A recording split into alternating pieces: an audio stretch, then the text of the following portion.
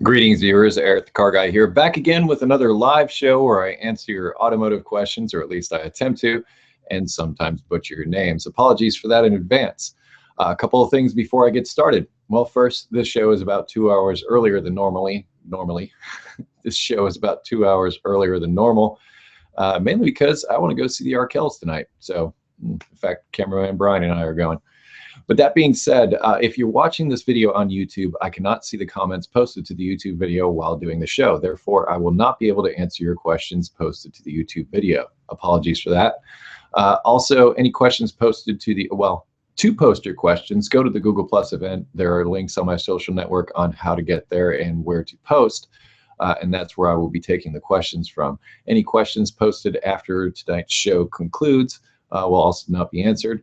However, there will be another show on May 13th will be the next show. And I'll be putting that on a social network so you can get your questions in early for that.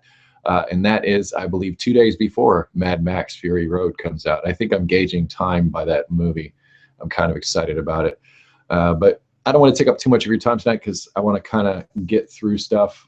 Also, EricTheCarGuy.com is available to you 24 hours a day, 7 days a week. So if I don't get to your questions during this show or anytime in between, or like I said, YouTube videos, please go to EricTheCarGuy.com. There's lots of resources there to help you with automotive issues when we're not doing these live shows.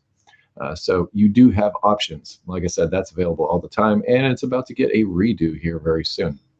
But questions, Google Plus event, which I will begin to answer now. We will start with Zaid Abuzir. I believe I've seen him here before. How you doing? Hi, Eric. Straight question. Flush the following parts, fluids or not? Engine, transmission, coolant, brake. If you have time to explain, that would be a bonus. Okay, as far as flushes are concerned, I'm not a big fan unless there's a problem. Flushing for the sake of flushing, I don't think is necessary. I think routine maintenance is all you really need. Starting with the engine. Routine oil changes at the proper intervals using the correct viscosity oil should be all you ever need. Engine flushes, just to put it out there, I have used kerosene before to flush the gunk out of an engine that was very gunky on the inside. It did such a good job, it took all of that gunk, sent it down into the oil pan, which in turn clogged the pickup tube and almost blew the engine. Pickup tube is the thing where the oil gets sucked up into the rest of the engine. Well, if that's blocked, the rest of the engine does not get oil. I'm not saying that's what's going to happen to you, but my point is you go into these things with the best of intentions thinking that you're going to make it better. Well, you could end up making it worse by flushing. Flushing is a repair procedure, let's call it that, not a maintenance procedure. I think that's the best takeaway from the statement. Transmission, same thing. Transmission's a slippery slope as far as flushing is concerned, because sometimes, particularly on a transmission that hasn't had its fluid changed in a while, or maybe having an issue, it may be a last resort before you get to that point. But doing it as a general maintenance procedure, now, once again, do fluid changes and filter changes if they're available at the regular intervals, you should be fine. Coolant, same thing. And as far as coolant flushing, my preferred method is with the machines that you hook up in the shop, things that most DIYers don't have access to. That whole garden hose thing, I'm not a fan. I've seen leaks. I've seen poor installation of that little T-fitting. I've seen a lot of things that are kind of and I also hear quite a bit, my heat's not working, my heater core's clogged, I want to flush it out. As we've said in other videos, that's not the first place you want to go. You want to check for air in the cooling system first before you go to clogged heater cores. Not to say that they don't happen. And just a little thing I'll throw in there, they seem to happen quite a bit on Jeeps and Chrysler products. Just throwing that out there because I hear it a lot.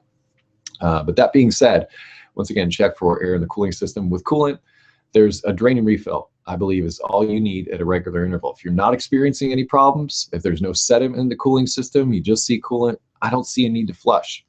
Like I said, just drain it out of the radiator. Yes, I know you're not going to get it out the engine block every place else. So you can be fine with that. Once again, you're doing this at regular intervals, so you don't necessarily have to get every drop of coolant out of there in order to do a coolant change, not necessarily a flush. Brake fluid, I'm trying to find out how you would actually flush that. My preferred method as far as brake fluid is concerned is a pressure bleeder. It's a thing you hook up onto the top of the master cylinder, runs pressurized brake fluid into it. All you got to do is go around the car, open up the bleeder valves, Wait till it comes out clean and you're done. That is like the coolest way to do it. However, I have done videos on how to flush your brake system. And that's a good idea on a regular basis also, because brake fluid over time does tend to break down. Its boiling point decreases. And it can carry some of the, well, it becomes what's called hydroscopic. It absorbs moisture and gets a little bit acidic and starts eating away at the brake parts on the inside. So it is a good idea to change your brake fluid out. Not too many people necessarily do that.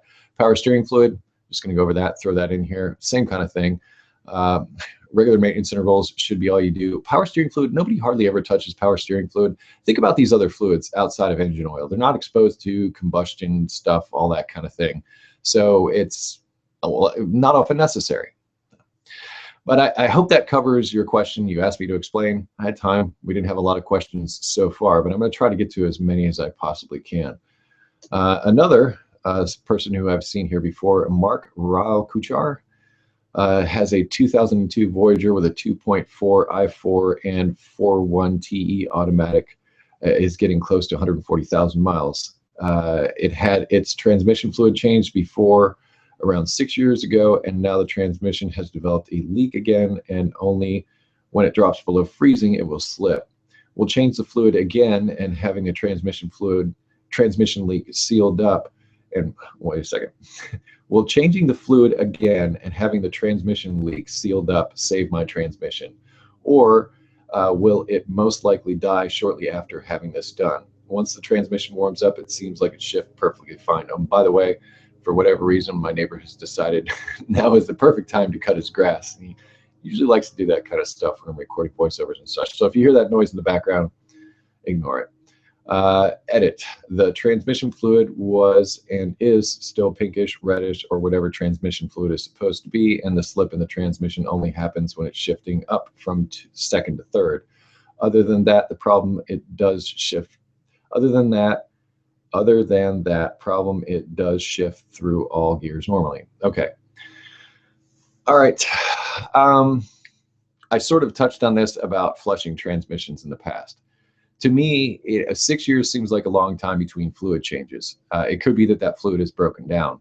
An automatic transmission relies heavily upon the fluid that's in it. It's a hydraulic system. So in order for it to operate properly, well, the hydraulic fluid, that being the transmission fluid, needs to be in the best condition. When things start to wear out in the transmission, such as clutches or bands, or sometimes seals that might leak a little bit in there, you can either have a loss of pressure, or you can have the friction material, as I mentioned with the clutches and bands, that it's not making contact as it should.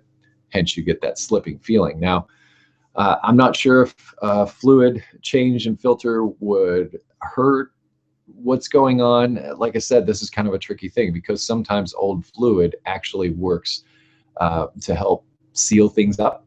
And once you get that old fluid out and you get new fluid in there, it tends to slip past maybe seals that are leaking a little bit.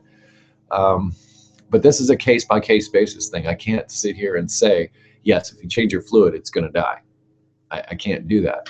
But it's an older vehicle. It's been some time since the transmission fluid has been changed. Okay, say you change the fluid and it gets better. Great, you win. If you change the fluid and the transmission goes, well, you were in that position anyway. So you kind of have to chance it sometimes, roll the dice. I might try changing the fluid and filter just to see if it would help. Make sure you use the correct fluid, because all kinds of people were yelling at me when I put just regular ATF in the Chrysler that I'm working on in my video series right now, Fixing It Forward. And they were saying, just make sure you put the correct fluid in there. You can't just put regular ATF in there. I get it. I was just doing a wait and see kind of thing. If I top off the fluid, will it start to work again? If it had worked again, I would have drained all the fluid, changed the filter, and then see what kind of shape it was in. I was merely doing that for testing. I'm not going to pour expensive fluid into a transmission that is questionable to try to get it to work again. So that's my logic behind that, and I'll probably talk about that in future videos. But as far as your vehicle is concerned, make sure you use the correct fluid. Number one, it's extremely important in those transmissions. In any automatic transmission, whatever automatic transmission you're working with, make sure you're using the correct fluid, and make sure that the fluid is at the proper level. Make sure you're following the proper procedure for checking the fluid level as well. And you also want to make sure that you're on a level surface. Don't be on a hill or in your driveway where it's pointed upwards or something like that when you're checking fluid levels. That will give you inaccurate readings. So I hope that information gets you through, and I hope you don't end up having to buy a transmission. That would really be disappointing. But hey, it makes for a good project, which actually I'm going to do one tomorrow. All right, Randy Van Wyck. I have a question for you. I have a 1997 Chevy S10 step side, which I am building into a street rod. Nice truck to do that with. I dropped a small block Chevy 406 cubic stroker engine in it, and I want to run 2 electric cooling fans in it, and I was wondering how to hook them up using a temp sensor and relay. Okay, that's an excellent question and a really good modification, because getting rid of that mechanical fan on the front of the engine saves you a bit of horsepower. Also, you get the cooling when you need it, all that kind of thing. In fact, I hope to do that to my Fairmont at some point as well. I like electric cooling fans, is kind of what I'm getting at. That said, what you need is this book. And this book, I'll put a link in the description. And this guy right here, Tony Candela, very good at this kind of thing. In fact, he talks about rewiring vehicles, especially older vehicles, and putting things like high amp load circuits like cooling fans in there. And a cooling fan will suck up a lot of juice. And one of the things he talks about is making sure that you have an alternator that is capable of putting out enough amps to run those cooling fans. Grounds are extremely important. Also, you need to run it through a relay. All these things should come in a kit with the cooling fan. It should come with a switch that you can put into the radiator, a temperature switch that will turn them on and off when they're supposed to turn on and off. Usually it goes into the radiator. And then the relays and the rest of the wiring. But once again, you need to make sure that your wiring is of the correct size. You know, he talks about the gauge wiring and everything that is appropriate for those higher amp circuits. He even has some mathematical formulas to try to figure that stuff out. The kit that you buy with the electric cooling fans should come with all of this stuff. And also, you cannot run these high amp circuits just straight through a switch. You've got to run them through a relay. The switch triggers the relay then closes and then allows the fan to work. Or fans in your case, plural. But yes, it starts with the alternator output. You have to make sure, you have to look at all of your high amp loads. If you had everything on, like rear defroster, I don't think a truck would have that, but things like your air conditioning, all the high amp loads, your headlights, wipers, all that stuff. You need to make sure that the electrical system can put out enough amperage to run those fans, because if it's not, it doesn't. And another thing he talks about quite a bit, I mentioned earlier, was the ground connections. That's another place where people seem to make a lot of mistakes. He really loves putting ground connections right under the frame itself. So you might run a separate ground from, like, say, the relay or the fans. You might run a ground from the fans directly to the frame of the vehicle, and that'll give you a good, nice electrical connection so that it runs properly. But great question, and something I hope to cover myself at some point with my Fairmont build. It was always in there. Now we have a really long one here from Scott Duty. Hey, Eric, I have a 2003 Honda Accord 4-cylinder 5-speed with 124,000 miles. My question is about a clutch issue. I just bought the car 2 months ago and have no idea if any clutch work has been previously performed. The issue is an intermittent shudder or chatter when letting the clutch out in first gear. The best way I can describe this is if I'm not giving it enough gas when I'm letting the clutch out, causing the car to vibrate and shake. Hopefully you know what I mean. I don't notice any clutch slippage. I don't have to ride the clutch or burn the clutch to get the car moving. The car just begins to chatter and shake. The issue primarily occurs when starting from a stop on an incline and when I have more weight in the car, such as passengers and stuff. Hang on a second.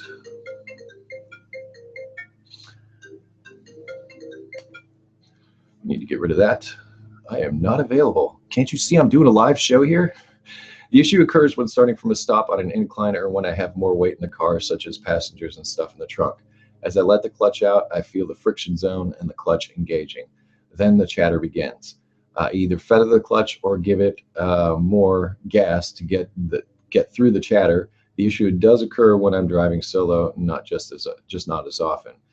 Is this a sign I need the clutch? Is this a sign I need the clutch is going and I need to get a clutch replacement? I've read this issue could be a problem with the throttle position sensor or acceleration position sensor, causing the engine not to get enough gas when I let the clutch out.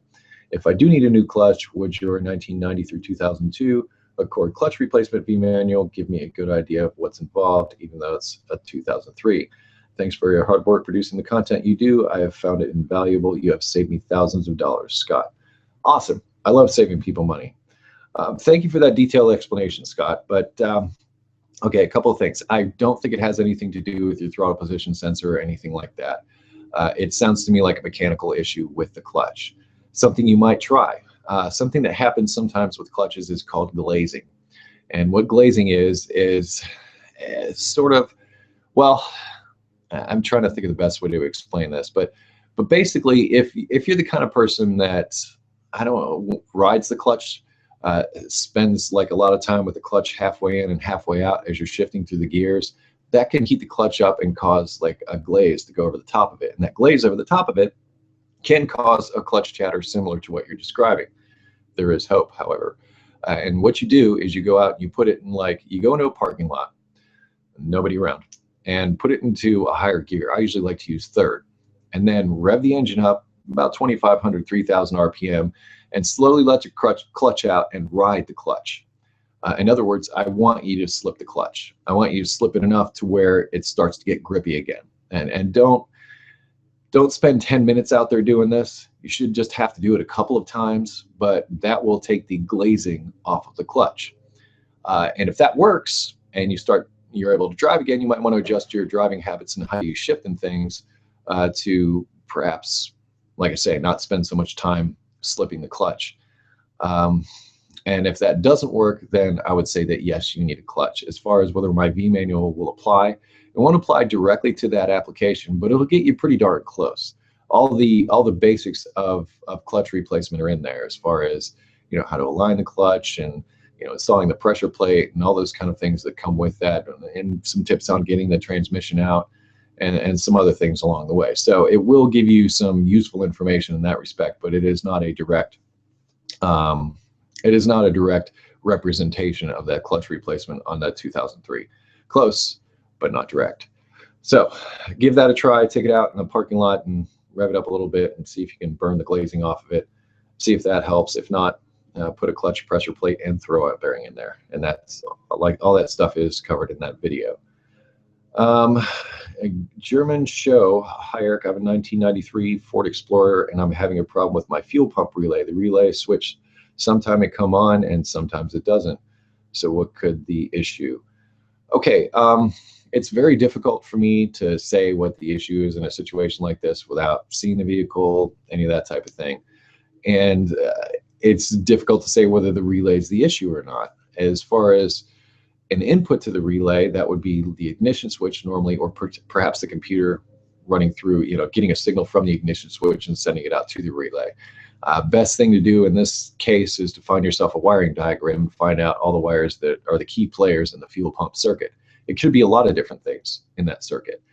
And you just basically have to pick it apart little by little to try to find out where you're going. If you're trying to solve a no start issue, I actually have a lengthy article that I've written as far as tracking down issues with no starts. Maybe it's not the fuel pump, maybe it's something else. There are a lot of things it could be. Also, if you have any check engine lights that are on, that's usually a good place to start if you're having issues. So if you have a check engine light, pull the code, see what that code represents, and look into that system to see if it's something that might coincide with the problems that you're having. Perhaps it's getting too much gas or something and it's not able to start that way. There are a lot of things that cause a vehicle not to start properly. And as far as electrical issues, there's a lot of things that can come into play as far as, in that circuit. So I would start with that. And I also have an extensive article on electrical issues. All this stuff will be linked in the description. Give me a few minutes after the video concludes for me to put that stuff together for you. Joshua Given. Hi, Eric. My sister's 2003 Chevy Impala has an oil change light, and I don't know if I should trust it. It says in the owner's manual that it is not based on miles, but RPM and driving conditions. It has been about 3,400 miles since the last oil change. Should I go ahead and change it or go by the light? Thanks. Also, your videos are great. Thank you, Joshua. Okay, oil change lights. You're right.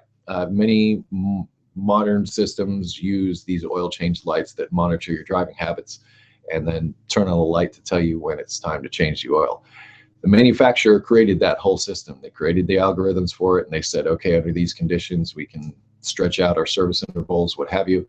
I would go by what the manufacturer says. However, you have to be sure that that light was reset the last time the oil was changed, because if it wasn't, it's kind of behind. So you can trust them so long as they're reset when the oil is changed and that part of it's done properly. But yeah, I think you can trust it. And 3,400 miles is not a lot these days as far as oil changes. In fact, I think if you check the owner's manual, they say to go by the light, but these days they're probably talking 6,000, 7,000, 8,000 miles between oil changes. That's how most of the newer vehicles roll. They're a lot higher mileages between oil changes. That whole 3,000 mile oil change thing is sort of a thing of the past, at least from what I'm seeing. We have Christy King. Has a 2000 Ford Ranger 3-liter V6 flex fuel model, and it will get an O2 sensor, bank 2 sensor 2 code. Sometimes the check engine light will come on for a day or two and then go off. I've run gum out through it a couple of times for the past maybe 7 Phillips. I've put premium fuel in the tank. I figure it might have dirty injectors because the code will go away for a week and then come back. Do you suggest I buy a new sensor, or is there a way it can be cleaned if being dirty is the issue? Thanks, I've enjoyed all of your videos, especially the new Fixing It Forward series you recently started posting. I like that Fixing It Forward series too. I see great things in the future for that. At least I hope so. Hope to help some people. Anyway, we'll start by helping you. Now, first of all, you didn't list the code that you have, and there are several codes for O2 sensors, and those codes give you a direction on what the issue may be. It could be that it's running lean, and if you get a code that says that it's running lean, it may have nothing to do with the O2 sensor itself. It could be a host of other problems. It could be an engine performance issue involving something mechanical. It could be a fuel injector issue, as you said, but with the amount of stuff you've run through there, I don't really see that as an issue. And as far as premium fuel is concerned, you don't need to run premium fuel, and that's not going to really give you anything better. Unless your vehicle calls for premium fuel, you don't need to run premium fuel. It could also be vacuum leaks, extra air getting it. It could also be exhaust leaks near the O2 sensor. So there's many things that can contribute to that, but really having the specific code will give you an idea of where to look. And if it is one of those codes, like a lean code or a rich code, it might be reading rich as well. That means it's a mixture issue. It's not necessarily the sensor's fault. So put the sensor at the bottom of the list, unless it's like a heater failure or something out of range, and then you can verify that with a scan tool, then yes, sensor replacement would be required in those instances. However, many times O2 sensor codes involve other issues that the O2 sensor detects. It doesn't necessarily mean the O2 sensor is bad. It just means the O2 sensor is sensing a condition that is abnormal, that should be addressed. Therefore, the light comes on. So you can't just carte blanche say, oh, I've got an O2 sensor code, it's time to replace the O2 sensor. There are many things that contribute to that. The O2 sensor basically monitors the mixture of the engine. So it sees how the engine is burning the air and fuel that's going through it. That's what it's there to do. It's there to help maximize efficiency of the whole system. So when it detects an issue and the system is not being as efficient as it could, especially something that affects emissions, the light comes on. And in cases like this, it takes a while for to detect a lean or a rich condition. So that's why it may come on for a while and then go away for a while, because the condition may come and go, or the computer is monitoring it the computer is constantly monitoring it, but it's not setting a code until it says, oh, okay, this has been out of range for so long, I need to notify the driver. I hope that was a good explanation for you. I actually have a video on O2 sensors and stuff that I'll post in the description when we're all said and done here. Okay. Alistair Haddon, I plan on changing a NOx sensor in my friend's 2007 Odyssey tomorrow. Will the ECM require a relearn, since I will be disconnecting the throttle body and changing the sensor? Also, would you have any tips for intake removal on the Honda V6 engines? First of all, disconnect the battery before you even start, and make sure the key is not in the ignition switch at all. But you shouldn't have to do any relearning or anything like that. In fact, if you wanted to, you could leave the throttle body right there in the car and disconnect it right from the intake. Although that might be a step that's a little too much. For those throttle bodies, you can just disconnect the electrical connector. Like I said, disconnect the battery first, disconnect the electrical connection there. There's going to be a couple of coolant lines that you'll need to disconnect. There's a plate in the center of the intake that you remove, and all the fasteners I believe there are a series of 12mm fasteners, 2 nuts, and the rest are all bolts. They get you the top part of the intake off, and then you might be able to access the knock sensor from there, although I don't know if you can get to it at that point, but if not, you'll have to remove the lower part. The gaskets are reusable. They're steel gaskets. I have reused them without issues. So I hope that's helpful for you. And that's all the gaskets. That's that top plenum piece. And while you're in there, you might check the EGR passage. It's in the front towards the throttle body side. You'll see it's kind of sooty. If it looks really, really sooty, definitely clean that up while you're in there. But good luck with that job. It's really not as bad as you might think. It's pretty straightforward. And all that stuff's on the top of the engine. It shouldn't be too difficult. But just make sure you get everything put back together properly and be careful of vacuum leaks. Okay. Salvador, I try to answer automotive related questions, and if there's time, which I don't think there will be, I'll come back to yours.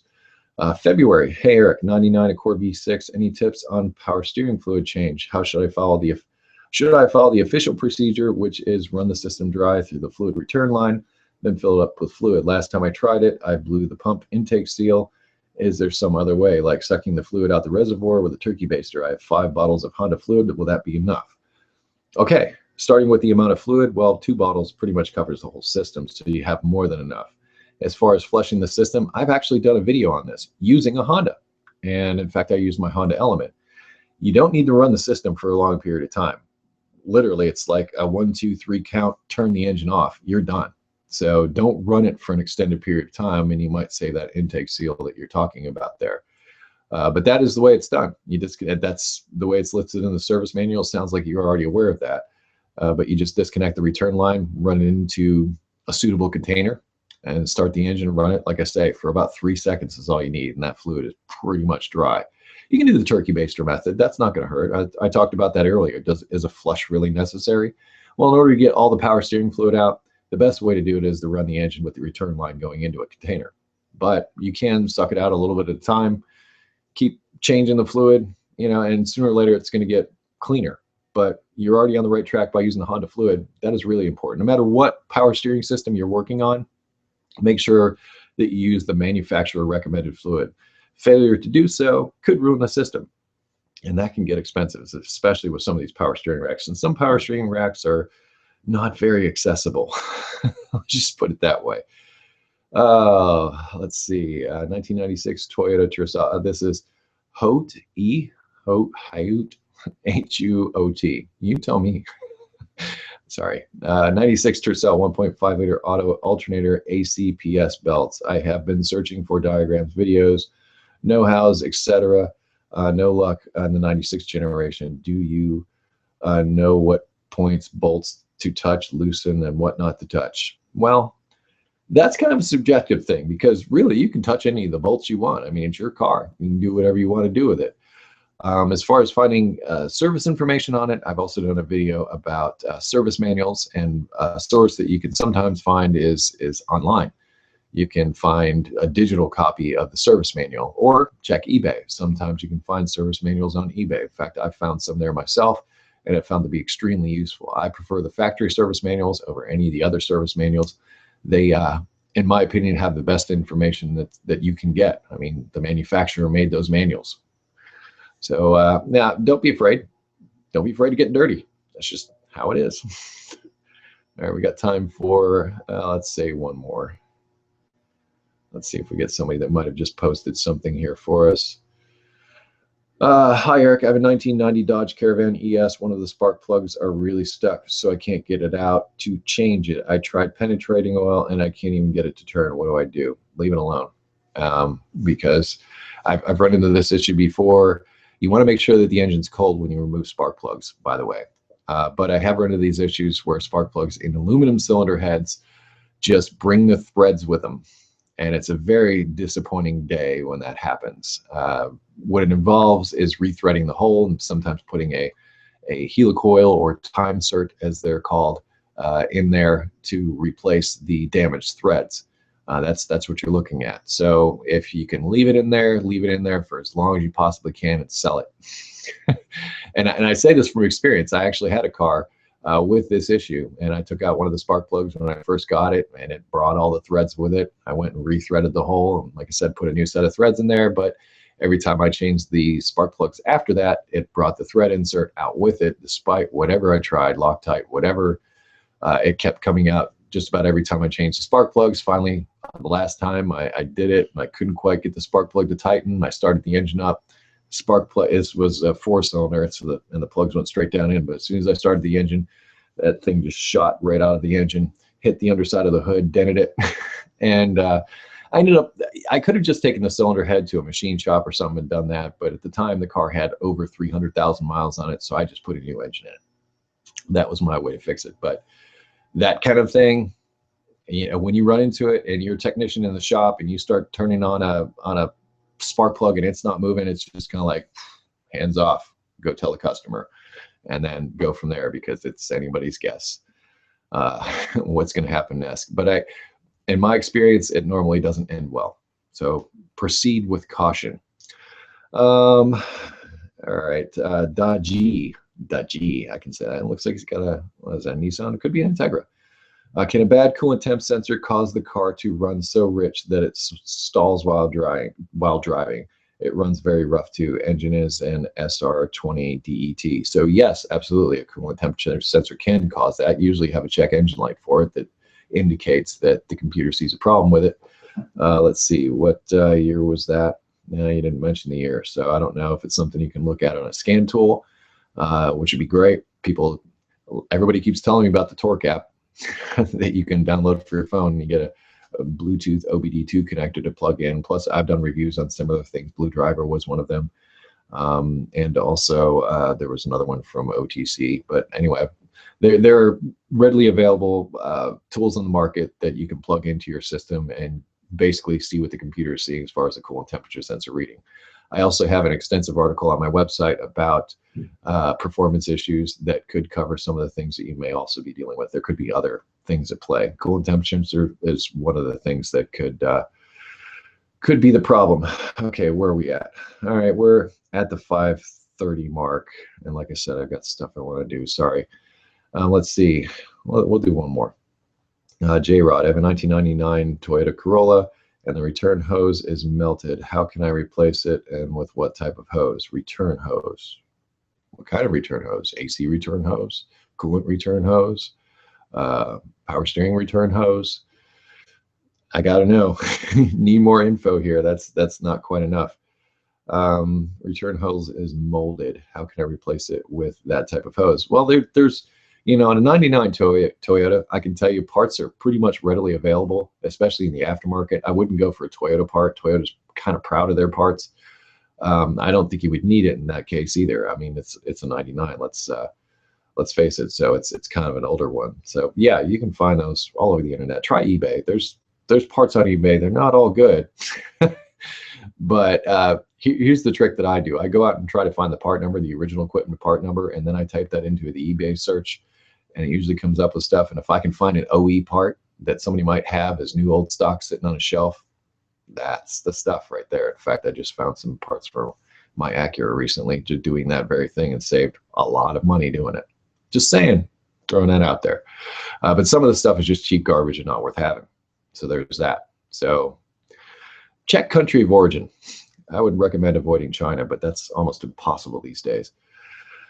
All right, maybe one more. For our Hudkins, do you plan on putting an electric water pump in the Fairmont? Not right away, no. I don't plan on using an electric one. It's cheaper not to run it. I do plan on electric fans, as I mentioned earlier.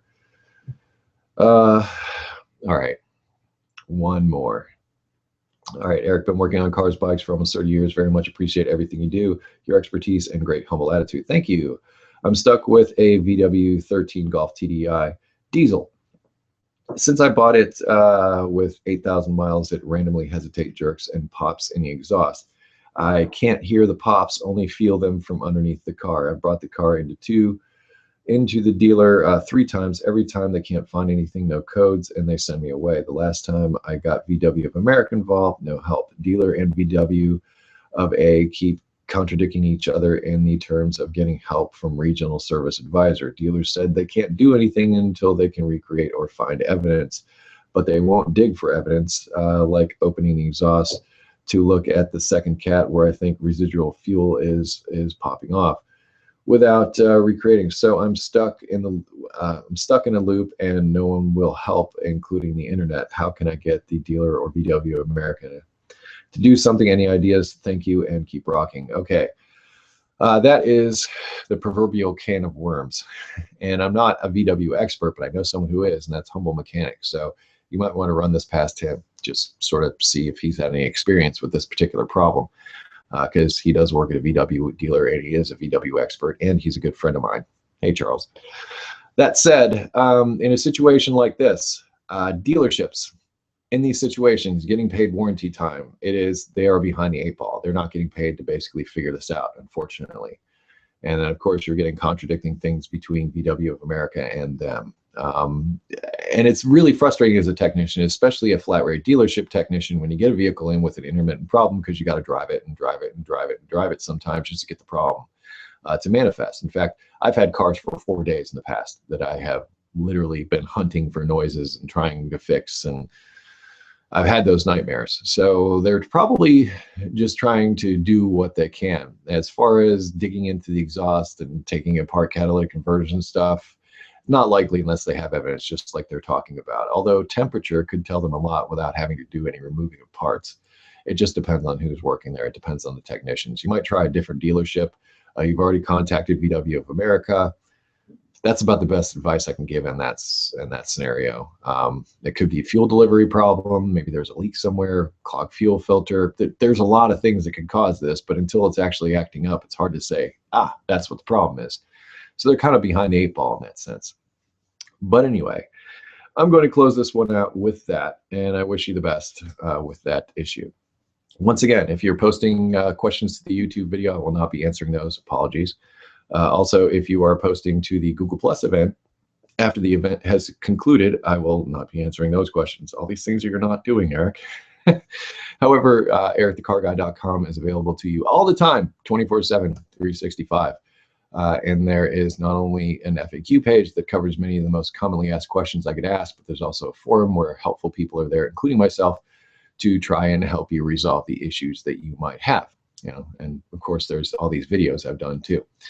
But anyway, outside of that, next show, May 13th, I will be back to do another one of these things at the normal time. At least that's the plan right now, which is normally 7 p.m. So we got it done a little bit early tonight. Anyway, aside from all that, if you wish to connect with me socially, I can be found on Google+, Facebook, Twitter, obviously Google+, and now Instagram. And I close each of my videos with be safe, have fun, stay dirty. Thank you for watching. I will see you next time.